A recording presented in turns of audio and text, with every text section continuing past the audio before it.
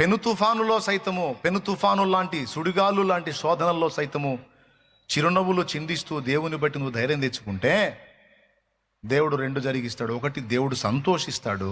రెండవది, నీ విశ్వాసము చొప్పున నీవు అనుకున్నట్లే నీ పట్ల దేవుడు ఘనమైన కార్యాలు జరిగిస్తాడు.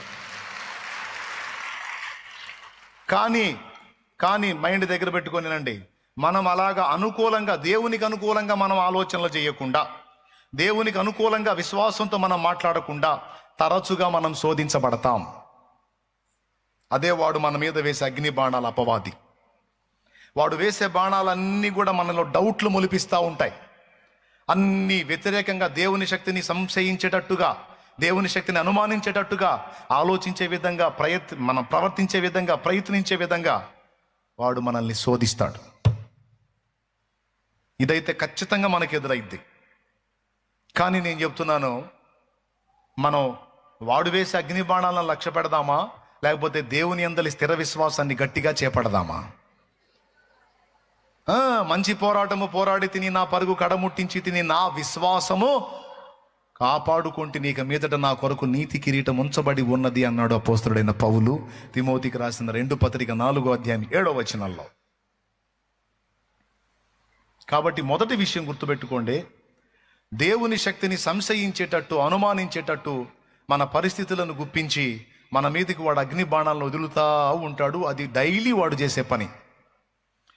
కానీ మన నోట ఏముండాలి? నా దేవుడు ఎల్ షద్దాయ్. చెప్పండి, నా దేవుడు అంటే ఎవరో? సర్వశక్తి గల దేవుడు. రెండో మాట ఏముంది? ఆయనకు అసాధ్యమైనది ఏది? మరి అసాధ్యమైనది ఏమీ లేకపోతే మరి ఇప్పుడు ఇన్ని కీడుల్లో పడ్డావు కదా, ఇవన్నీ రాకుండా ఆపొచ్చు కదా అంటారు. పక్కన ఉంటారు కదా వాళ్ళు అంటుంటారు. అంటే మీ పక్కన ఉన్నవాళ్ళు కాదు, మీరు శోధనలో ఉన్నప్పుడు మీ పక్కన చేరతారు. ఏబు భార్య లాంటి వాళ్ళు, వాళ్ళల్లో సాతాను దూరాడు, వాళ్ళల్లో సాతాను పనిచేస్తున్నాడు అన్న సంగతి మనకు తెలియదు. వాళ్ళు మాట్లాడుతుంటారు, అంతగా దేవుడు ఉంటే, అంతగా సహాయం చేసేవాడైతే ఈ కీడు ఎందుకు వచ్చింది, ఈ సమస్య ఎందుకు వచ్చింది, ఇది రాకుండా ఆపలేకపోయాడా అంటుంటారు.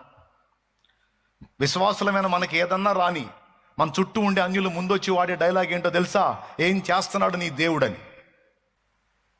మన చుట్టూ ఉండేటువంటి అవిశ్వాసులు ఫస్ట్ వచ్చి వేసే డైలాగ్ ఏంటో తెలుసా? మన దగ్గరకు వచ్చి, నీ దేవుడు ఎందుకని కాపాడలేదు, అందుకే చర్చికి వెళ్ళొద్దు అంటున్నాను అంటాడు.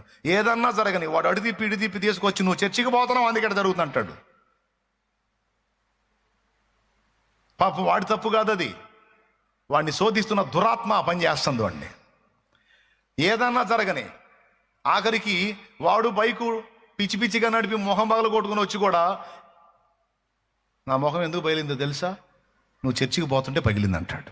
అరే, నువ్వు రోడ్డు మీద మిడివేలంగా పోయి, నువ్వు హెల్మెట్ పెట్టుకోకుండా పోయి తల పగల కొట్టుకొని మొహం పగల కొట్టుకొని వస్తే, నేను చర్చికి పోవటం నీ మొహం పగలటం సంబంధం ఏముందని నువ్వు అడిగితే కూడా ఊరుకోడు. కాదు, అది అంతే, నువ్వు చర్చికి పోతున్నావు అందుకే నా నెత్తి పగిలింది, నా మొహం పగిలింది అంటాడు.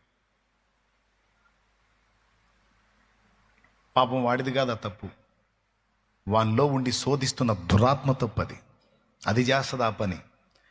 కొన్ని రకాల కీడులు, శోధనలు నీ మీదకి వచ్చినప్పుడు నీతో ఉన్నవాళ్ళు లేదా నీ మనసే నిన్ను అడిగిద్ది, నిజంగా దేవుడు తోడై ఉంటే అసలు ఇలా ఎందుకు జరిగింది, ఇలా జరగకపోతే బాగుండు కదా, ఏం అరచేయి అడ్డుపెట్టి కాపాడలేకపోయాడా? ఏదో అనుకుంటున్నావు కానీ దేవుడు అంతా ఇంత అని, అంతా నీ భ్రమ అనిపిస్తాడు. అప్పుడు నీ డైలాగ్ ఏంది? పక్క వాళ్ళు ఆ మాట అన్నా, లేకపోతే నీ మనసే నీతో ఆ మాట అన్నా, నీ డైలాగ్ ఏం చెప్పు?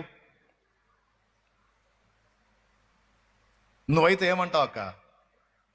నువ్వైతే ఏమంటావు? మోకాళ్ళుని ఆ మాట అన్నోళ్ళు అటు పోగానే, ప్రభువా నిజమే కదా తండ్రి, మరి నీ దూతల కాపుదల అంటివి, నేను నీ విడవని ఎడబాయనంటివి, బైబిల్ నిండా పెద్ద పెద్ద మాటలు మాట్లాడితివి, మరి ఎందుకు రానిచ్చావయ్యా? వాళ్ళు అన్నది నిజమే కదా ప్రభువా అని అడుగుదామా? లేకపోతే ఏమందాం? మరి ఏమందాం? నా లైఫ్, నా వారి లైఫ్, నా జీవితం, నా వారి జీవితం నా దేవుడి చేతుల్లో ఉంది. నాకు రెండు తెలుసు, నా దేవునికి తెలియకుండా ఏది జరగదు. నంబర్ 1, నా దేవుడికి తెలిసి ఒక కీడులాగా నా మీదకి ఒక సమస్య వచ్చింది అంటే ఖచ్చితంగా నాకు ఒక గొప్ప మేలు జరగటానికి అది నాంది. ఏమన్నా అర్థమై చప్పట్లు కొడుతున్నారా, లేకపోతే నా ఆనందం కోసం కొడుతున్నారా? శబాష్ శబాష్ అని మీకు దండం.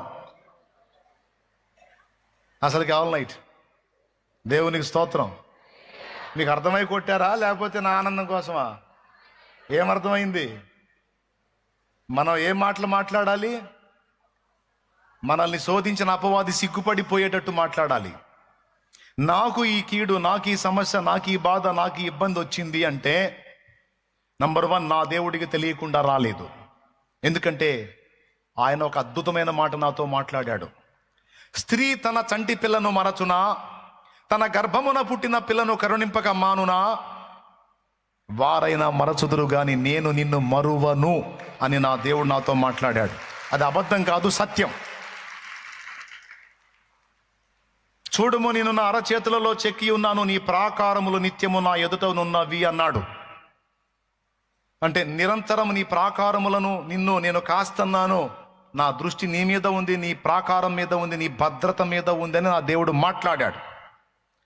అలాంటి నా దేవుడు, అంతగా నన్ను కాచే దేవుడు ఈ పరిస్థితిని అనుమతించాడు అంటే ఖచ్చితంగా దీని వెనక నా దేవుని బలమైన ప్రణాళిక, బలమైన ఉద్దేశం ఏదో దాగి ఉంది. అనవసరంగా ఏది నా దేవుడు రప్పించడం. గుండె నిండా ఈ విశ్వాసం ఉండాలి. అనవసరంగా నా దేవుడు దేనిని నా జీవితంలో అనుమతించడు. అనవసరంగా ఏదైనా అనుమతించబడింది అంటే అది అవసరమైతేనే అనుమతించబడిద్ది. ఎందుకంటే నా లైఫ్ని ఎప్పుడో నా దేవుని చేతికి అప్పచెప్పుకున్నాను నేను. ఇప్పుడు నా నా నా నా వెహికల్ని నడుపుతుంది నేను కాదు, నా దేవుడు నడుపుతున్నాడు. నడపమని ఎప్పుడో ఆయన చేతికి అప్పచెప్పా. నా బ్రతుకు బండిని, నా బ్రతుకు దోణిను నడిపిస్తున్న నావికుడు, నాయకుడు నా ప్రభు. దేవునికి మహిమ. ఇలాంటి మాట మనం మాట్లాడినప్పుడు ఎంత సంతోషపడతాడో ఆయన, ఎంత ఆనందపడతాడో. అప్పుడే మనం ఆయనకి ఇష్టలం కాగలుగుతాం. అలా కాకుండా మనం అనుమానపు మాటలు మాట్లాడి మనం కూడా దిగజారిపోయినట్టుగా వ్యవహరిస్తే ఆయన అభ్యంతర పడతాడు, ఇబ్బంది పడతాడు. ఇంకా చెప్పాలంటే నువ్వు అనుకున్నయే జరుగుతాయి. నువ్వు నెగిటివ్గా అనుకున్నవన్నీ ఖచ్చితంగా జరుగుతాయి.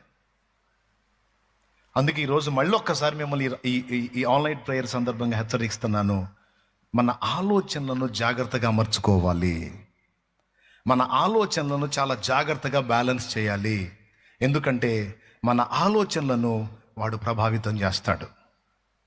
వాడు ప్రభావితం చేస్తాడమ్మా. మనమే నిప్పు పెట్టుకునే ఆలోచనలు మనకు తెప్పిస్తాడు వాడు. జోక్, అది నిజం. మీకు తెలుసా మన ఆలోచనల వ్యవస్థను వాడు ప్రభావితం చేస్తాడని?